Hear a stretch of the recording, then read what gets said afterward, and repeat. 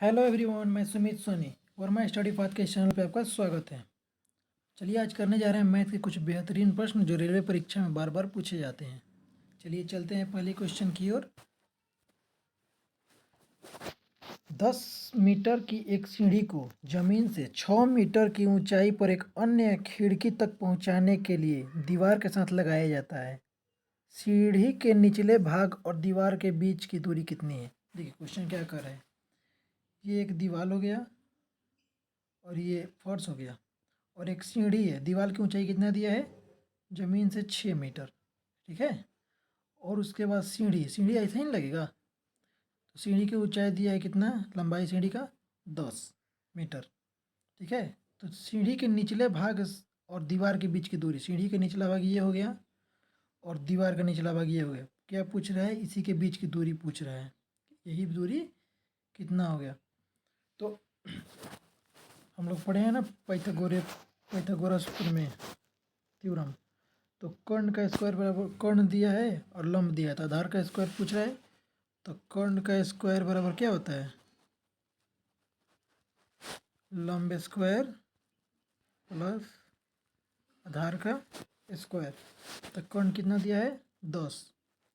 10 का स्क्वायर बराबर लंब का स्क्वायर कितना दिया है? 6 का स्क्वायर प्लस आधार का स्क्वायर। अब 10 दिया 100 बराबर 36 प्लस आधार का स्क्वायर। अब 36 इधर आएगा यानी कि 64 बराबर आधार का स्क्वायर। तो आधार बराबर क्या हो जाएगा? √64 यानी कि कितना? √64 यानी कि 8 मीटर ये हो जाएगा। Option number D is the right answer of this question. उम्मीद है समझ में आया होगा। चलते हैं नेक्स्ट क्वेश्चन की ओर। अगला क्वेश्चन बोलता है 15 आदमी 8 घंटे प्रतिदिन काम करके एक दीवार को 10 दिनों में बनाते हैं। तो केवल 8 आदमी कितने घंटे प्रतिदिन काम करेंगे कि उस दीवार को 10 दिन में बना देंगे? क्वेश्चन बोला है कि अगर 15 आदमी एक साथ काम करते हैं तो 8 घंटे प्रतिदिन अगर काम करते हैं तो एक दीवार को 10 दिन में बना सकते हैं। दीवार को नहीं पता है कौन है, जितना बड़ा दीवार है। तो बोला है कि अगर 8 ही आदमी अगर काम करे, 8 आदमी अगर काम करे तो कितना घंटा प्रतिदिन काम करेगी दीवार 10 दिन में बन जाए। चलिए तो एक फार्मूला होता है MDH फार्मूला। फार्मूला क्या होता है? MDH formula M1 D1 H1 बट्टा W1 equal to M2 D2 W2 बट्टा वर्ग 2।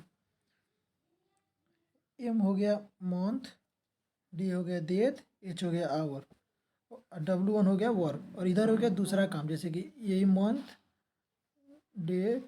डे और इधर H यानी आवर, इधर हो गया वर्क।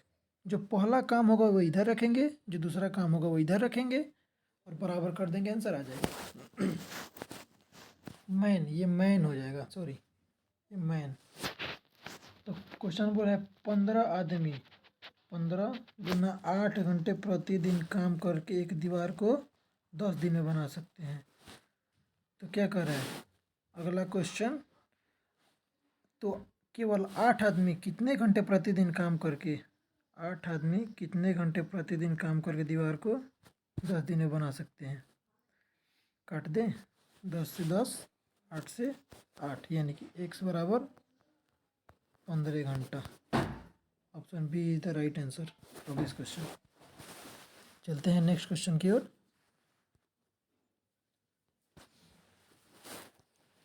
अगला क्वेश्चन क्या कर रहा है?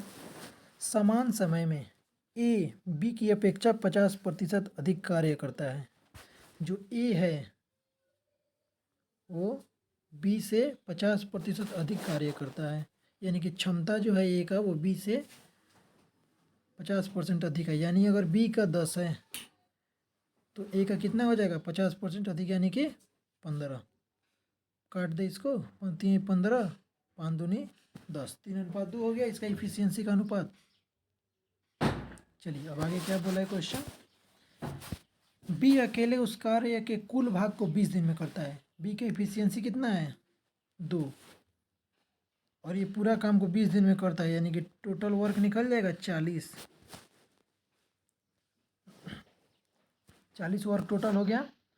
तो ए तथा बी मिलकर उसी कार्य को कितना दिन में समाप्त करते हैं? अब यही 40 वर्क को समय पूछ रहा है कितने दिन में करेंगे, तो वर्क बट्टा दोनों का भी 3 2, ए 3 के एफिशिएंसी से काम करेगा और बी 2 के, तो 3 2 5, यानी कि 8 दिन। Answer option C is the right answer of this question. उम्मीद है समझ में आया होगा। चलते हैं नेक्स्ट क्वेश्चन की ओर। पी 70 घंटे की यात्रा करता है। वह अपनी यात्रा का आधा भाग 30 किलोमीटर प्रति घंटा तथा बाकी आधी यात्रा 40 किलोमीटर प्रति घंटा की गति से तय करता है। उसकी यात्रा की कुल दूरी ज्ञात कीजिए। दूरी नहीं पता है, क्वेश्चन बोल रहा है कि कोई यात्रा है उस टोटल 70 घंटा में कर रहा है। कितना घंटा में? 70 घंटा में। उसका आधा भाग, मान लीजिए x भाग, अगर कितना 30 किलोमीटर प्रति घंटा से प्लस अगला x भाग 40 किलोमीटर प्रति घंटा की चाल से कर रहा है। टोटल दोनों का दूरी बटा चाल समय हो गया, प्लस दूरी बटा चाल समय, दोनों जोड़ देंगे तो 70 हो जाएगा। 70 दिया है। चलिए अब कुल दूरी कितना हो जाएगा? 2x हो जाएगा, x और x 2x हो जाएगा। चलिए कुल दूरी 2x हो गया। चलिए अब इसको हल करते हैं। 40 तिहाई 120, एलसीएम 30 4x प्लस 40 तिहाई 120, यानी कि 3x बराबर 70, यानी कितना हो जाएगा? 7x is equal to 884। ठीक है। अब देखिए 7 से कट जाएगा कितना? 1200। 1200 हो जाएगा। ये x बराबर 1200, तो कुल दूरी बराबर 2x है, यानी कि 2 गुना 1200, यानी कि कितना हो जाएगा? 2400 is the right answer of this question, option number B. उम्मीद है समझ में आया होगा। नहीं तो इसको अब ऑप्शन से भी बना लेंगे। ऑप्शन जैसे बी ऑप्शन लेके 2400 ले लेंगे और आधा, यानी कि 1200 बट्टा 30 40 हो जाएगा, और फिर आधा 1200 करके 40 30 हो जाएगा। 40 30 70 घंटा टोटल आ जाएगा। जैसे ही बनाए दोनों एक ही आंसर आएगा। चलते हैं नेक्स्ट क्वेश्चन की ओर। अगला क्वेश्चन क्या कर रहा है? जब माँ की आयु 43 वर्ष थी तब माँ और पुत्र की आयु में 21 वर्ष का अंतर था। ये हो गई माँ, ये हो गई पुत्र। जब माँ की आयु 43 वर्ष थी, यानी माँ जब 43 वर्ष थी तो माँ और पुत्र की आयु में 21 वर्ष का अंतर था, यानी कि ये कन्फर्म है कि पुत्र की उम्र 22 वर्ष होगी, तभी ना अंतर 21 आ जाएगा। चलिए अगला लाइन। यदि पिता माँ से 3 वर्ष बड़े हैं, पिता माँ से 3 वर्ष बड़े हैं, ये हो गए पिता। माँ 43, तो पिता कितने हो गए? 46 वर्ष के होंगे, तब ना 3 वर्ष बड़े होंगे। 43 3 46। तो जब पिता की आयु 50 वर्ष होगी तो पिता और पुत्र की आयु में कितने वर्ष का अंतर होगा? अच्छा, पिता की आयु 50 वर्ष होगी, यानी कि 4 साल बाद 50 वर्ष होगी। ठीक है, तो 4 वर्ष तो सबका बढ़ेगा, प्लस 4, तो ये कितना हो जाएंगे? माँ कितना हो जाएगी? 47, ये कितना हो जाएगी? 22 4 26, और ये 50। तो क्या बोलता है क्वेश्चन, क्या पूछ रहा है? तो पिता और पुत्र की आयु में कितने का अंतर होगा? पुत्र की आयु 26, पिता की आयु 50, कितना का अंतर हो जाएगा? 26 और 50 के बीच में अंतर है 24। Option D is the right answer of this question. उम्मीद है समझ में आया होगा। अगर समझ में आ रहा है तो चैनल को लाइक करें, सब्सक्राइब करें और अपने दोस्तों के साथ शेयर जरूर करें। चलते हैं नेक्स्ट क्वेश्चन की ओर। अगला क्वेश्चन। यदि 8p और 17 पाइथागोरस त्रिक है तो पी का मान क्या होगा? अच्छा, पाइथागोरस थ्री का फॉर्मूला बताए थे पिछले क्वेश्चन में। पाइथागोरस यानी कि कर्ण स्क्वायर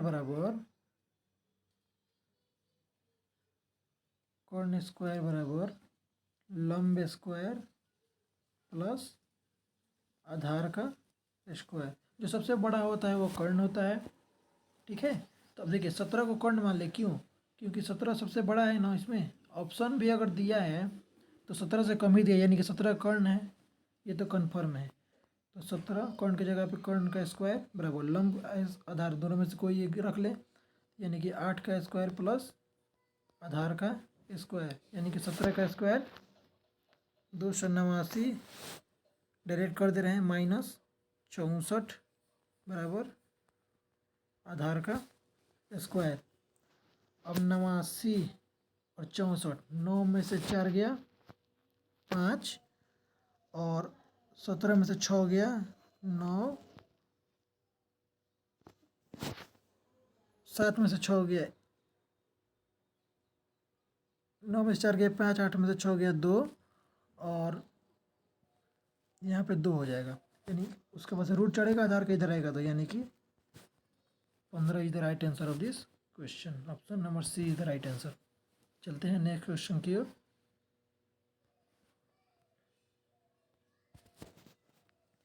9% दर पर 2 साल के लिए निवेश की गई किसी धनराशि पर साधारण ब्याज 117 रुपये था।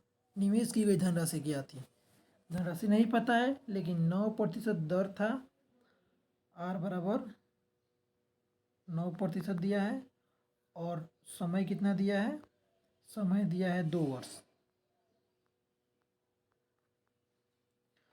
अब बोल रहा है कि इसका साधारण ब्याज 117 रुपये था। अच्छा, साधारण ब्याज एक फार्मूला होता है SI बराबर RT%, ठीक है। अभी RT% आए कहाँ से ये बताएंगे। इस साधारण ब्याज का फॉर्मूला होता है मूलधन गुना समय गुना दर बटा 100। तो समय और दर कभी हरदम गुना हो जाता है एक दूसरे में, वहीं से फार्मूला निकल के आए। चलिए सॉल्व करते हैं इसको। 9% की दर पर 2 साल के लिए निवेश की गई राशि साधारण ब्याज 117 रुपये था, यानी 9 दूनी 18% का मान कितना दिया है? 117। तो पूछ रहे हैं मूलधन। मूलधन मतलब 100% होता है बटा 18, 9 दूनी 18, 9 एकम 9, 9 तिरी 27, तेरे 2 से 50 बार में 13 पचे 65, यानी कि 650 is the right answer of this question, option number A. चलते हैं अगले क्वेश्चन की ओर। उम्मीद है समझ में आ रहा होगा। अगला क्वेश्चन, 5,000 रुपया पर 5% वार्षिक दर से 5 वर्ष का साधारण ब्याज कितना होगा? फिर वही क्वेश्चन, SI बराबर RT% लगा लें। SI बराबर RT% लगा लें। चलिए, तो RT% कितना हो जाएगा? 25%, यानी कि 100 का मान दिया है कितना? 5,000, यानी मूलधन दिया है। तो 25 का पूछ रहा है ना, 25 का निकालना है हमको। तो 25 बट्टा 100, तो ये 2 जीरो से 2 जीरो कट जाएगा, और 25 पचे 125, यानी कि 1250 of this right question, option number B. उम्मीद है समझ में आ रहा होगा। चलते हैं नेक्स्ट क्वेश्चन की ओर। यदि 19x² बराबर 100x² माइनस 90x² है तो x का मान ज्ञात कीजिए। चलिए, 19x², अगर मान लीजिए इसको a मान ले और इसको b मान ले, तो कुछ फार्मूला दिख रहा होगा। a² माइनस b², क्या होता है formula? a plus b into a minus b। चलिए आगे करते हैं काम। 19x² बराबर a प्लस b 190, यानी कि 100। चलिए, 100 प्लस 90 इंटू 100 माइनस 90, तो 19x² बराबर 190 गुना 10 यानी कि 19x² बराबर 1900। अभी कितना बार में कटेगा? 100 बार में। इधर से स्क्वायर हटेगा, इधर रूट चढ़ेगा यानी कि 10। Option number A is the right answer of this question. उम्मीद है समझ में आया होगा। अगर ऐसे करने जाते तो 100 का स्क्वायर निकालते, फिर 90 का स्क्वायर निकालते, फिर उसको घटा के फिर कट करते, फिर रूट चढ़ाते, प्रोसेस लंबा चला जाता। चलिए अगला क्वेश्चन। यदि ज्ञात करें x प्लस वाई का whole square minus x minus y का होल स्क्वायर बराबर क्या? x प्लस वाई का होल स्क्वायर क्या होता है? X square plus y square plus 2xy minus करना है माइनस। चलिए ब्रैकेट ले लें। x माइनस वाई का होल स्क्वायर क्या होता है? X square plus y square minus 2xy हो गया।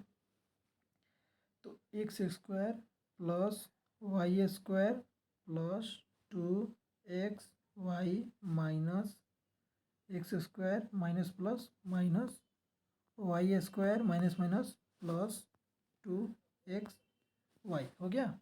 ये प्लस एक्स वाई और ये माइनस एक्स वाई कट गया।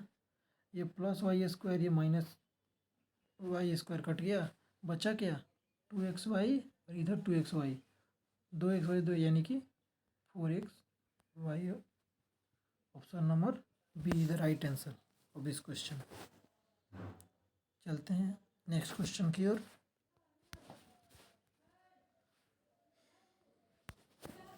राजेश ने एक अलमारी 1200 रुपये में खरीदी और 900 रुपये में बेच दी, हानि प्रतिशत क्या होगा? अच्छा ये बताइए, कोई आदमी 1200 रुपये में खरीद रहा है कोई सामान और 900 रुपये में बेच रहा है, तो हानि तो होगा ही।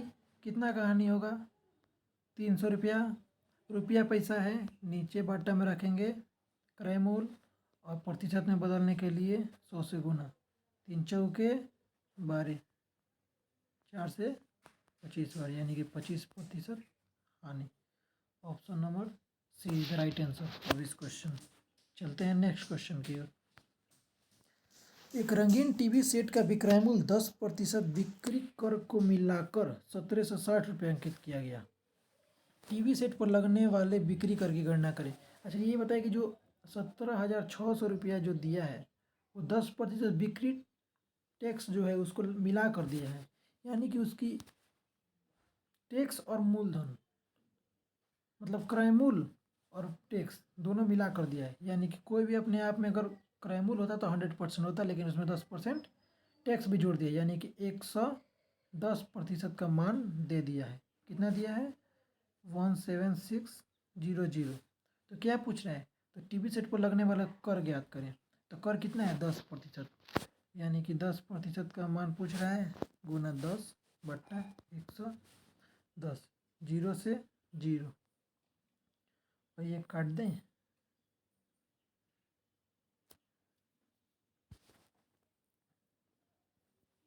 चलिए काटते हैं। 11 एकम 11, 6 6 11 छक 66 यानी कि 1600। Option number A is the right answer of this question. चलिए चलते हैं नेक्स्ट क्वेश्चन की ओर। 80 लीटर दूध और पानी के मिश्रण में दूध और पानी का अनुपात 3:2 है, यानी कि मिल्क इस टू वाटर का अनुपात कितना दिया है? 3:2। टोटल कितना है? 80। अनुपात में टोटल कितना हुआ?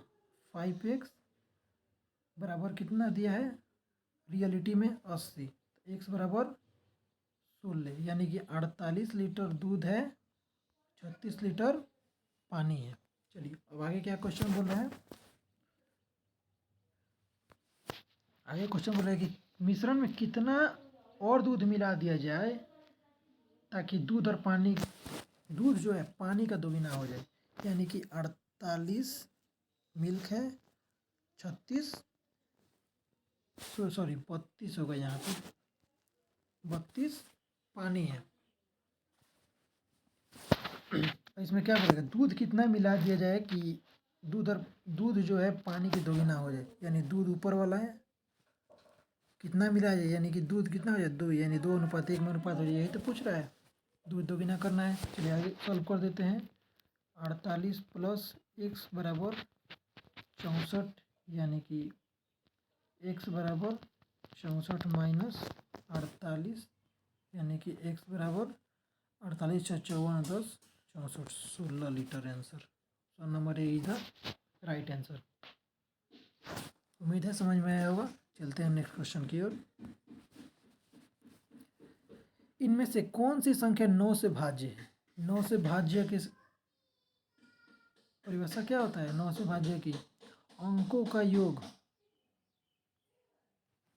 अंकों का योग 9 से विभाज्य हो। यही 3 का भी होता है, सेम 3 का भी होता है। तो इसमें ऑप्शन में देख लेंगे कौन सा ऑप्शन का अंक जो है 9 से विभाज्य है। चलिए पहले ऑप्शन पे चलते हैं। 9 2 11, 11 3 14, 14 9 23, 23 9 से विभाज्य है? नहीं है, तो पहला ऑप्शन नहीं होगा। बी नंबर पे जाते हैं। 9 1 10 2 12, 12 3 15, 15 9 24, 9 से विभाज्य है? नहीं है, बी भी नहीं होगा। सी में चलते हैं। 7 1 8 1 9 3 12, 12 9 21, 9 से विभाज्य है? नहीं है, सी भी नहीं होगा। डी नंबर में चलते हैं। 3 1 4 2 6 3 9 9 18, 9 से विभाज्य है? हाँ बिल्कुल है। तो option number D is the right answer of this question. चलिए चलते हैं नेक्स्ट क्वेश्चन की ओर। एवरेज का क्वेश्चन है। 30 परिमाणों का औसत 20 है और अन्य 20 परिमाणों का औसत 30 है। इन सभी परिमाणों का औसत क्या होगा? देखिए पहले औसत क्या होगा। औसत निकालने के लिए सबसे पहले हमको औसत बराबर होता क्या है। अगर औसत बराबर पूछा जाए कि होता क्या है, तो औसत बराबर योग, जितना भी संख्या है उसका योग और बट्टा संख्या, ये औसत का फॉर्मूला हो गया। तब यहाँ से योग निकाल लेंगे। योग बराबर औसत गुना संख्या हो जाएगा। चलिए क्या बोल रहे हैं, योग और औसत निकालना है तो पहले योग, टोटल योग और बटा संख्या, लेकिन इसमें क्वेश्चन में दिया है कि प्रेक्षण दिया है और औसत दिया है, तो योग निकाल लेंगे पहले।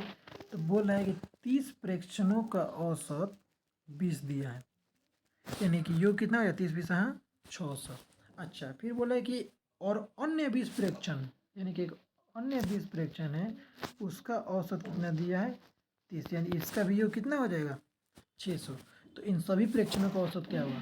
तो कुल औसत निकालने के लिए क्या करते हैं, कुल योग 6 6 कितना हो जाएगा 1200 बटा संख्याओं की संख्या, यानी 30 इधर है और 20 इधर है, 30 20 50, 0 से 0, यानी कि 24 is the right answer of this question, option number A.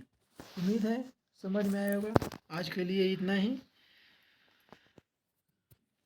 अगर पसंद आए तो चैनल को लाइक करें, सब्सक्राइब करें और अपने दोस्तों के साथ शेयर ज़रूर करें। मिलते हैं फिर नेक्स्ट वीडियो में। धन्यवाद।